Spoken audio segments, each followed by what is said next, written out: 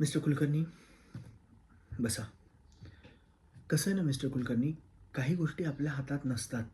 काही रिपोर्ट्स येतात, त्यातून काही आजाराची निदानं होतात. तर हे सगळं करत असताना पेशंटच्या नातेवाईकांची साथ आम्हाला जास्त महत्त्वाची असते. हं. पेशंटवर आम्ही ट्रीटमेंट करतोच आहे. पण त्याचबरोबरीने तुम्ही सर्वांनी आम्हाला जर साथ दिली ना, तर आम्ही जास्त पॉझिटिव्हली सगळा रिस्पॉन्स देऊ शकतो. आणि एक गोष्ट लक्षात ठेवा, कसं आहे कधी-कधी काही सत्य ना आपल्याला स्वीकारावी लागतात. आता त्यांना जो आजार झाला आहे, त्या आजाराबद्दल त्यांच्या समोर जाऊन आपण इमोशनल होणं हे योग्य नाही आहे. त्याच्याने त्यांच्या मानसिक बळावर त्याचा परिणाम होईल. हं? आणि त्या मानसिकरित्या योग्य असतील ना, तर त्या गोळ्यांना चांगला रिस्पॉन्स देऊ शकतील. त्यामुळे तुम्ही आमच्यावर विश्वास ठेवा. मी आणि माझ्या 10 डॉक्टरांची टीम फक्त त्याच पेशंटला बरं करण्यामागे लागलो आहे. एकदा आमच्यावर विश्वास ठेवा. हं?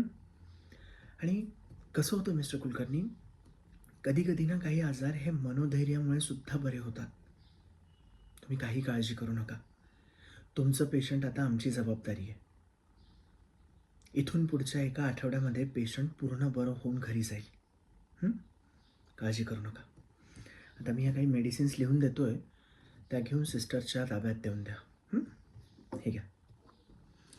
येस मिस्टर कुलकर्णी, मला माहिती आहे. काही काळजी करू नका. हं?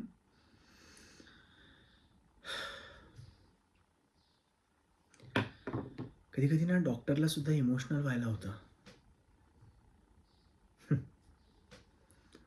मिस्टर कुलकर्णींची अवस्था मी समजू शकतोय.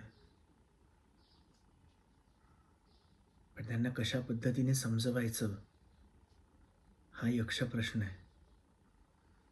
खूप जीव आहे त्यांचा मिसेस कुलकर्णींमध्ये. हां, आता